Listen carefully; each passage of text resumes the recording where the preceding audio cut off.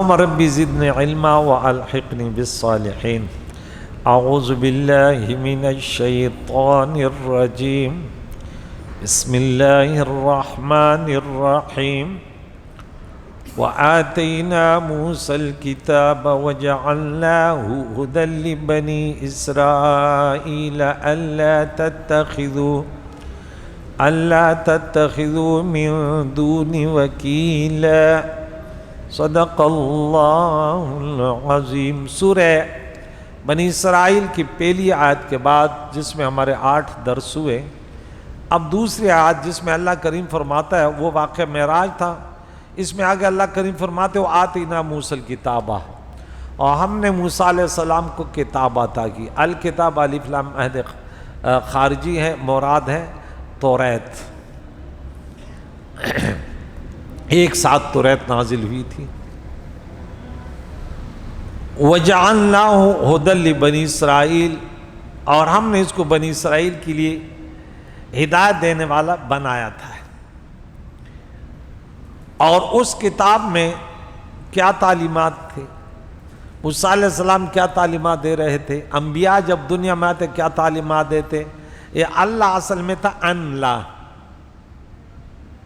تو ان کو حذف کر کے اللہ حروف یرملون آئے. یہ بچے بھی جانتے ہیں کہ حمزہ کو لام میں وقت دیا اللہ ہو گیا، اور معنی اس کا ہے یہ حکم دیا کہ تم نہ بناؤ لا تتخذوا من دون، میرے علاوہ کسی کو وکیلا کارساز نہ بناؤ. وکیل جو ہوتے ہیں نا عدالت میں، تو یہ جس کے لیے کیس لڑتا ہے اس کو ہوتا ہے تو بیٹھ، میں آپ کے لیے سب کچھ کروں گا. لیکن یہ لفظ اس کے لیے ایسے بولا جاتا ہے، یہاں تو اکثر وکیل جو ہے نا فراڈی جھوٹے. لیکن اللہ کریم بندے کا ہر کام، ہر مشکل، اس پہ تھوڑی سی گفتگو کرتے ہیں. بڑی پیاری بات ہے کہ اللہ تعالیٰ کے اسماء الحسنہ میں ایک کلمہ کیا ہے؟ وکیلا. وکیل اللہ کے اسماء الحسنہ میں سے، تو اس پر تھوڑی گفتگو کرتے ہیں. سورہ بنی اسرائیل کے پہلی آیت میں اللہ تعالیٰ نے یہ ذکر فرمایا تھا کہ پیارے آقا دو جہان کو معراج کی فضیلت عطا فرمائی. اس آیت میں بتایا کہ اس سے پہلے اللہ تعالیٰ نے حضرت موسیٰ علیہ السلام پر توریت نازل فرما کر ان کو فضیلت عطا فرمائی تھی. پھر توریت کے متعلق فرمایا کہ ہم نے توریت کو بنی اسرائیل کے لیے ہدایت دینے والا بنایا تھا. ایسے مضبوط قرآن بھی ہدایت ہے. ہدی للناس شہر رمضان الذی انزل فیہ القرآن ہدی للناس. لیکن اس سے مستفید کون ہوتے ہیں؟ تو وہ ہدی للمتقین. دوسری آیت میں فائدہ صرف نیک لوگ لیتے ہیں. وَنُنَزِّلُ مِنَ الْقُرْآنِ مَا هُوَ شِفَاءٌ وَرَحْمَةٌ لِلْمُؤْمِنِينَ. سورہ بنی اسرائیل اسی میں 9 نمبر آیت آئے گی کہ إِنَّ هَذَا الْقُرْآنَ يَهْدِي لِلَّتِي هِيَ أَقْوَمُ. سب سے سیدھا راستہ یہ قرآن دکھاتی. لیکن اسی کی تشریح کو ماننا پڑے گا. کس کی تشریح؟ جو حضور نے کی اس کو حدیث مبارکہ وہی غیر مطلوع کہتے ہیں.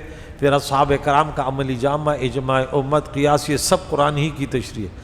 کچھ لوگ یعنی فساد کی نیت سے وہ پھر کہتے ہیں دیکھیں میں سنتا ہوں لوگوں کو، تو میں جب سنتا ہوں نا کہ حضور والا تیری بھی نیت خراب ہے، ایسے ایسے شوش، میں نے بولا دیکھیں لوگ تو سمجھتے ہوں گے کہ بھائی یہ مولانا ہے قرآن پڑھ رہے، اندرونی طور پر یہ جو ہے نا 1 نمبر کا شیطان ہے، اس کی نیت خراب. اب 1400 سال کے علماء کے پیچھے پڑ جائے گا کہ امام حنیفہ کے پیچھے پڑے گا. ارے بھائی اس نے یہ قرآن کی محنت کی. کل میرا یہ بیٹا کس کو بولے کہ بھائی استاد جی نے تقریریں کی ہیں فلاں موضوع فلاں وہ لوگ، تو وہ فٹ سے بول دے ارے استاذ کو چھوڑ، استاذ کو سنتے تو قرآن کو کیوں نہیں سنتے؟ تو بھائی یہی بھی تو کہتے اس نے بھی تو قرآن پڑھ کے بتایا تھا، یہی قرآن کی تو بات اس نے کی. لیکن وہ شیطان ہوگا تو بولے گا چھوڑ اب تو مولویوں کی تعلیم ہمیں دے رہا ہے. ہم مولی نہیں مانتے، ہم قرآن مانتے. تو ایک شیطانی حربہ ہوتا ہے. کیا ہوتا ہے؟ جو سوشل میڈیا پر اس قسم کے بکواسات کہتے دیکھ نہ قرآن کی بات کر رہے، نہ حدیث کی بات کر رہے، فقہ کی بات کر رہے. انا للہ. بھائی فقہ جو ہے وہ لاکھوں کروڑوں علماء کی سوچ قرآن و حدیث کا نچوڑ پیش کیا. اللہ کے بندے اب کیسے یہ یہودیوں کے ڈالروں پر پل کر آپ جو ہے نا فقہ کی وہ کر رہے. اب اللہ کریم نے جو بھی بیماری دنیا میں بھیجی نا، اس سے پہلے اس کی دوائی بھیجی. کیا بھیجی؟ دوائی بھیجی. اب میرے اس بھائی کو ڈاکٹر دوائی لکھ کے دے دے کہ بھائی یہ دوائی اسٹور سے لے لے، ہاں، اور کوئی کہہ دے دماغ خراب ہے، ڈاکٹروں کی دوائی میں نہیں ہے، اللہ کریم نے اس کے لیے دوائی بھیجی ہے۔ اب اس کو کہ بھائی ڈاکٹر نے تو، اللہ کریم نے تو یہ گولی نہیں بھیجی اسٹور میں، اب دھوکہ کیسے دے گا؟ یہ بات توجہ کے ساتھ سماعت فرمائیں۔ جو کہتا قرآن و حدیث، اب فقہ کچھ الگ چیز ہے، اس کی یہی مثال ہے کہ وہ بولے کہ دیکھ بخاری کی حدیث ہے، فہم، وہ بولے گا کہ دیکھ کہ اللہ نے ہر بیماری کے لیے دوا، ہر داغ کے لیے دوا ہے، لیکن اسٹور والی نہیں، یہ تو ڈاکٹر نے بنائی ہے، وہ اللہ نہیں ہوتا۔ اور یہ انا للہ، بھائی یہ وہی ہے، انہوں نے محنت کر کر کر اس کو جمع کر کے تمہیں اس کے نسخے بنائے۔ تو شیطان کا یہ حربہ ہوگا کہ بھائی وہ تھوڑی ہے، اللہ نے دوائیاں تھوڑی اتاری ہے، اللہ نے تو بیماری کے دوا، وہ ہو سکتا ہے کسی پودے میں ہو، پانی میں، کھانے میں ہو۔ ہم بھی اکثر کہتے ہیں اللہم اجعل شفاعت مردانہ فی بماء بیوتنا، یا اللہ اس میں اللہ تعالیٰ کل شیء قدیر ہے، لیکن اس کے لیے اللہ تعالیٰ نے ایک خاص چیز اتاری۔ جیسے ہمیں پیاس لگی تو اس کے لیے اللہ تعالیٰ نے پانی، بھوک لگ جائے تو کھانا، نیند آ جائے تو سونا، یہی طریقہ ہوتا ہے نا، یا اس کا اپوزٹ۔ لیکن کچھ اللہ سوچنے کی توفیق عطا فرمائے، بولو آمین۔ تو اللہ کریم نے فرمایا کہ ہم نے توریت کو بنی اسرائیل کے لیے ہدایت دینے والا بنایا تھا، یعنی توریت ہی بنی اسرائیل کو جہالت و کفر کے اندھیروں سے نکال کر علم اور دین کے حق کی روشنی کی طرف لے جانے والے، لیکن ان کے تشریح کرنے والے علماء تھے۔ جب وہ 2 نمبر ہوئے تعلیمات، کیونکہ اب گاڑی ہے تو گاڑی خود تو نہیں چلے گی، ڈرائیور تو ضروری ہے یا نہیں ہے؟ ہر چیز کے لیے اللہ نے اسباب بنائے ہیں، تو اب اور ڈرائیور خراب ہو جائے گا تو گاڑی خراب ہو جائے گی۔ تو جب علماء اب ڈالر اور دنیا کے پیچھے پڑ جائیں گے کہ بھئی پیسہ کمانے پھر قواریت کرنے، تو عوام تو بگڑ جائے گی۔ عوام کیا، بنی اسرائیل کو تو انہی علماء نے، اللہ تعالیٰ سورہ توبہ میں ہم پڑھا، انہوں نے بولا بنی اسرائیل نے سمجھا کہ بڑے نیک ہے، اللہ نے فرمایا ان کو خدا نہیں سمجھو، یہ پیسے کمانے والے ہیں، یہ گردن اور پیٹ کو بڑھانے والے ہیں، یہ پھر قواریت پہ لگے ہوئے ہیں۔ انہوں نے کبھی اتحاد اتفاق کی بات کی؟ اللہ کریم تو یہ فرماتا کہ دیکھ مسلمانوں اتحاد کے طرف آؤ، لیکن بات اصول پہ کرو، اصولی بات کرو۔ اس کے بعد فرمایا کہ توریت کی ہدایت یہ تھی کہ تم میرے سوا کسی کو کارساز نہ قرار دو، وکیلا لا تتخذوا من دونی وکیلا۔ توریت میں حکم تھا کہ میرے علاوہ کوئی کاموں کو سنوارنے والا نہیں ہے، بے ذات بالحقیقہ، یہ بات یاد رکھیں۔ اللہ کریم جو کرتا ہے اس کو کوئی روکنے والا نہیں ہے، یہ ہمیشہ یہ عقیدہ بناؤ۔ اسباب اپنے جگہ، لیکن اصل نظر آپ کے مسبب الاسباب پر ہونی چاہیے۔ آپ کی نوکری ٹھیک ہے، میرے معاش کا ذریعہ ہے، لیکن عقیدہ ہو کہ یہ ذریعہ نہ بھی ہو تب بھی مجھے رزق ملے گا۔ میں پاک کراچی شہر میں رہ رہا ہوں، ٹھیک ہے میرے معاش کا ذریعہ، لیکن کل کو ہم یہاں سے کہیں چلے جائے گا تو وہاں بھی اللہ ہمیں رزق دے گا، ہمیں جینا دے گا۔ میں اس پر نکتہ، اس بات پر میری آج سوچ ہے کہ پاکستان کو جب اللہ نے عزت دی کہ حرمین شریفین کی حفاظت، ان کے اب پوری دنیا پریشان، جو خاص کر شیطان لعین ہیں، جنہیں مسلمانوں کے خلاف بڑی میٹھے میٹھے وہ جو ہے نا زہر پھیلایا، اور مسلمانوں کو انہوں نے ذلیل کرنے کے لیے خاص کر عرب کنٹریز پر انہوں نے، قطر نے ان کے ساتھ سمجھا کہ ہمارے دوست بنیں گے۔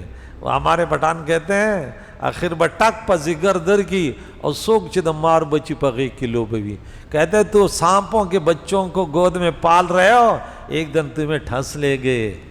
یہ سام کے بچے کون؟ یہود و نصارہ، یہ کیا ہے؟ سام کے بچے ہیں۔ تو وہاں قطر میں بیٹھ کے کھا پی رہے، بڑے بڑے گفٹ مل رہا ہے، لیکن وہاں پہ اسرائیل کو کہتا ہے یہ اس وقت جمع ہے، حملہ بھی کر دو۔ وہ ڈر گئے، یار یہ تو ہم سمجھ رہے ہیں کہ ہمیں بچانے والے ہیں، ہم تو پاکستانیوں کے پیچھے پڑے تھے، پاکستانیوں سے ہمیں متنفر کر رہے ہیں نا، ویزے بند کر دو۔ اب کس قدر پرخطر فضا انہوں نے پیدا کی پاکستانیوں کے خلاف، لیکن اللہ کو یہی منظور تھا کہ یہ لکل داء دواء، یہ اسرائیل سے پہلے یہ ملک وجود میں آ چکا تھا، اور اسرائیل تمہارا خاتمہ یہی کریں گے، اے یہودیوں، یہ رسول اللہ کی امت کا بقا قیامت کے نا اس کے لیے اسباب جو وسیلے ہیں نا وہ پہلے سے تیار ہیں۔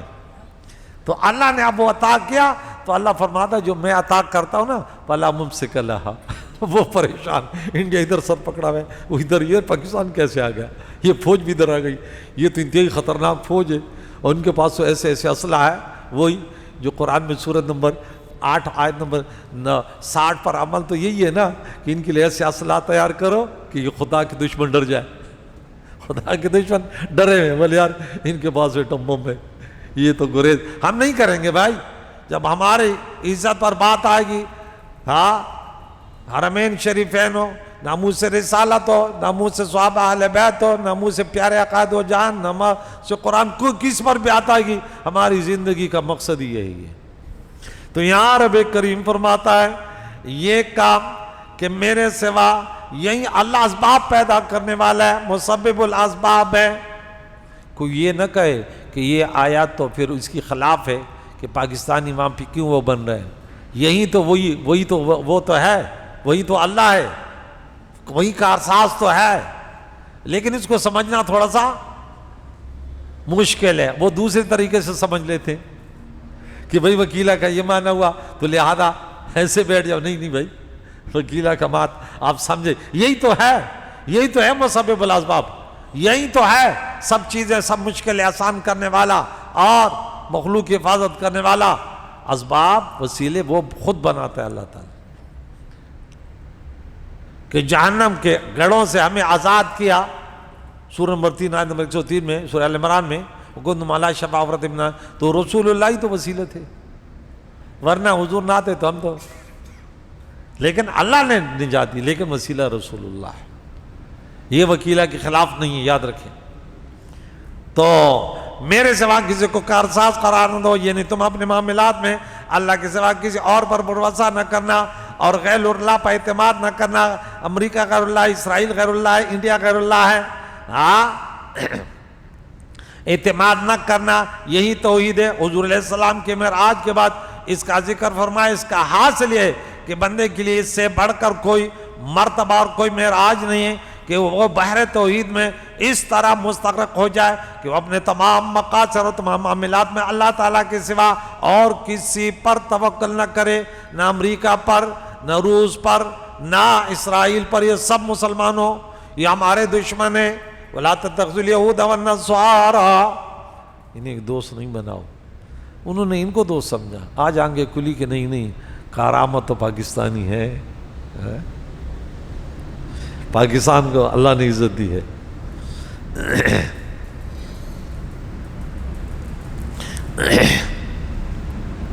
تو اپنے تمام مقاصد اور تمام معاملات میں اللہ تعالیٰ کے سوا اور کسی پر توکل نہ کرے۔ یہ چیزیں جو میں بتا رہا ہوں اس کا یہ معنی نہیں ہے کہ تو جو ہے اللہ والوں سے نیک مسلمانوں سے ہٹ جاؤ، وہ تو قرآن کہتا ہے سورہ نمبر 5 میں آیت نمبر 55 میں ہم نے پڑھا، انما ولیکم اللہ ورسولہ والذین آمنوا الذین یقیمون الصلاۃ ویؤتون الزکاۃ والزکاۃ وهم راکعون، یہ تو اللہ کا حکم ہے۔ اگر وہ زبان سے کچھ ہو بولے تو اللہ تعالیٰ کے متعلق بات کرے، اگر وہ کچھ سوچے اور غور فکر کرے تو اللہ تعالیٰ کے صفات کے متعلق سوچے اور غور و فکر کرے، یہ سوچے کہ اللہ تعالیٰ نے اس کو کتنی عظیم اور کتنی کثیر نعمتیں دی ہیں، یہ آیتیں پڑھتا رہے۔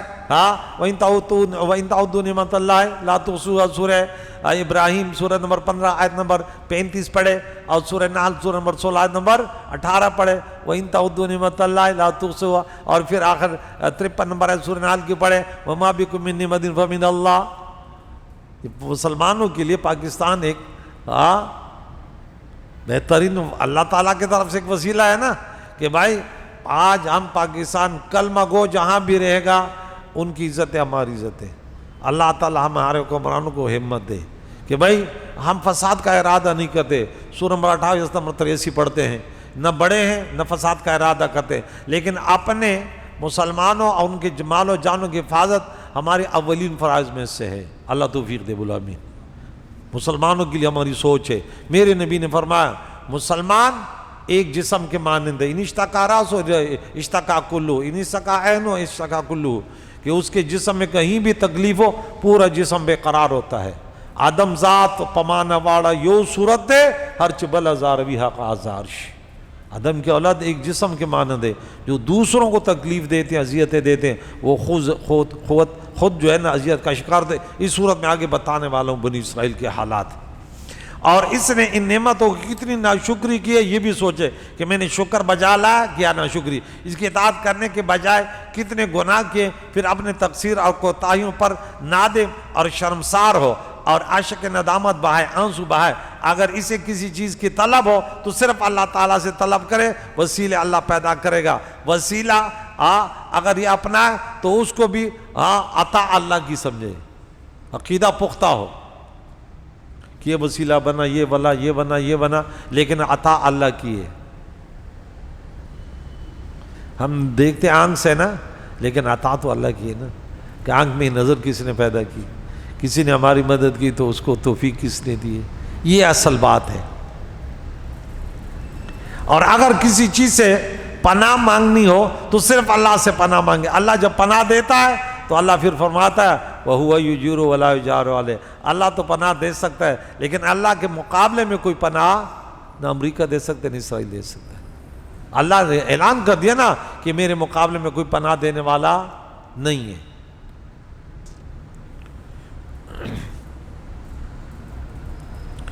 اور اپنی کل اغراض اور مطالب کو اللہ تعالیٰ کے سپرد کرے، اور جب اللہ کے سوا اور کسی پر اس کی نظر نہیں ہوگی اور صرف اس کی ذات ہی اس کا مطمع نظر ہوگی، تو پھر یہ معنی صادق آئے گا کہ وہ اللہ تعالیٰ کے سوا کسی کو اپنا وکیل نہیں بناتا۔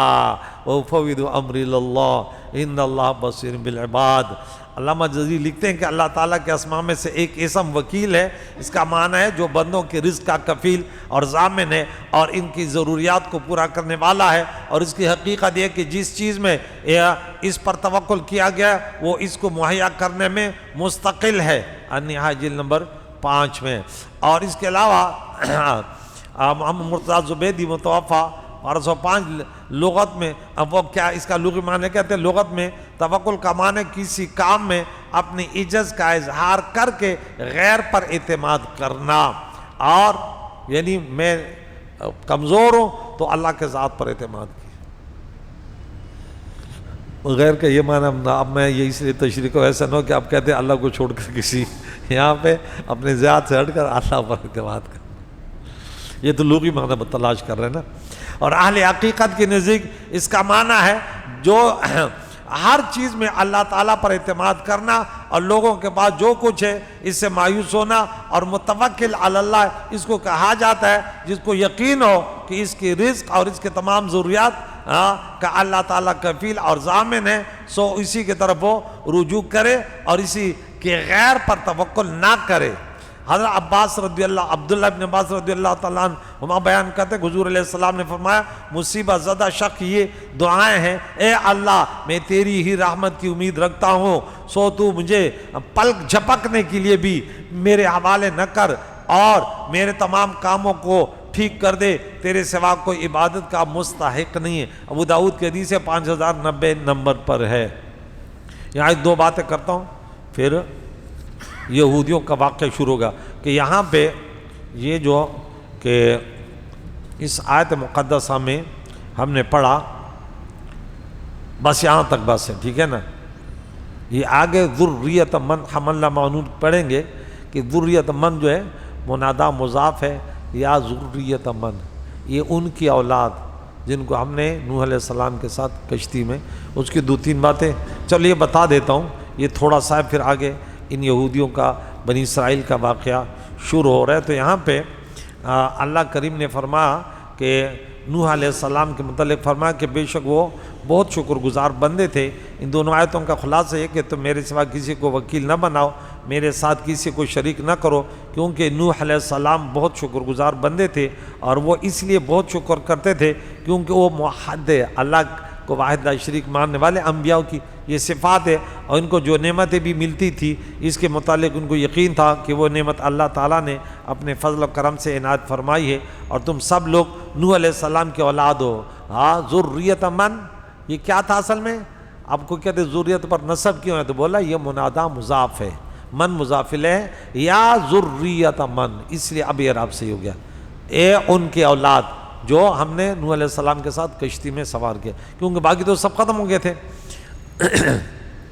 سو تم بھی ان کی اقتداء کرو، اللہ کے سوا کسی کو معبود نہ بناؤ، اور اس کے سوا اور کسی پر توکل نہ کرو، اور ہر نعمت پر شکر ادا کرو۔ اور نوح علیہ السلام کے بہت شکر گزار ہونے کے متعلق سلمان بیان کرتے ہیں، یہ ابو جعفر محمد بن جریر طبری کی تفسیر ہے کہ نوح علیہ السلام جب کپڑے پہنتے یا کھانا کھاتے تو اللہ کی حمد کرتے، اور اس لیے اس کو عبد شکور کہا۔ یہ حدیث جامع البیان میں ہے 16,636 پر۔ سعد بن مسعود بیان کرتے ہیں کہ حضرت نوح علیہ السلام نے جب بھی کوئی نیا کپڑا پہنا یا کوئی کھانا کھایا یا اللہ تعالیٰ کی حمد کی، تو اس لیے اللہ تعالیٰ نے اس کو عبد شکور کہا کہ ہر چیز پر الحمدللہ۔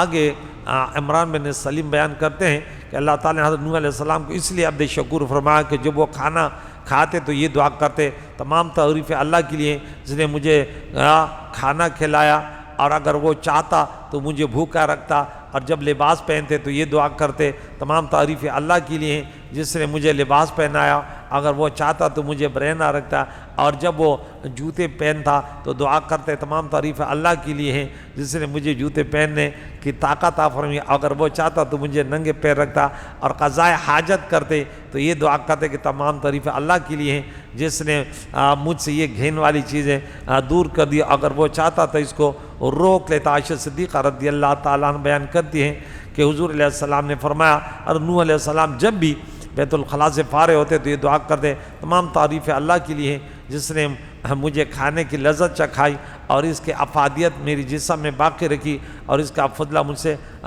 خارج کر دیا۔ تو یہاں تک یہ نوح علیہ السلام کا واقعہ بھی، یہ ایک آیت مختصر جو آیت نمبر 3 تھی کہ ذریۃ من حملنا مع نوح، اے ان لوگوں کی اولاد جن کو ہم نے نوح علیہ السلام کے ساتھ کشتی میں سوار کیا، بے شک وہ بہت شکر گزار بندے تھے۔ اب آگے یہ درس سنے گا، وَقَضَيْنَا إِلَىٰ بَنِي إِسْرَائِيلَ فِي الْكِتَابِ، ہم نے بنی اسرائیل کو توریت کتاب میں وحی کی کہ تم ضرور زمین میں شام کے سرزمین پہ 2 مرتبہ فساد کرو گے، جب فساد کے لیے اٹھو گے تو ہم تمہارا حال کیا کریں گے، اس پر انشاءاللہ تفصیلی گفتگو ہوئی۔ کریم مولا سے دعائے قرآن مجید فرقان حمید کے تعلیمات سے ہم سب کو بہرمان فرمائے۔ میرے جتنے بھائی بیٹے یہاں پہ جمع ہوتے کریم مولا سب کو قرآن پاک سننے والے بنا دے، سب کے روحانی جسمانی امراضوں کو دور فرما، سب کو امن اور خوشیوں کا جینا نصیب فرما۔ جو بھی ہمارے سننے والے کریم مولا سب کو اتحاد اتفاق، مسلمانوں کے ساتھ محبت کرنے والے، مسلمانوں کی عزت و آبرو کے محافظ بنا دے۔ غیروں سے یا اللہ تعالی ہمیں ان کے شر سے سب کی حفاظت فرما، وہ پاکستان ہو، وہ دوسرے ممالکت ہو، جہاں بھی اللہ تیرے ماننے والے تیرے نبی کے امتی ہیں، سب کے مال و جان و آبرو کی حفاظت فرما۔ جو بھی فساد پھیلاتے ہیں غیروں کے طرف سے سازشیں، یا اللہ تیری قدرت میں تیرے علم ہے، ان کے شر سے سب کی حفاظت فرما۔ ہم سب کو ان کے خلاف سیسا پلائی ہوئی دیوار بنا دے یا رب۔ وصلی اللہ تعالی محمد و صحبہ اجمعین۔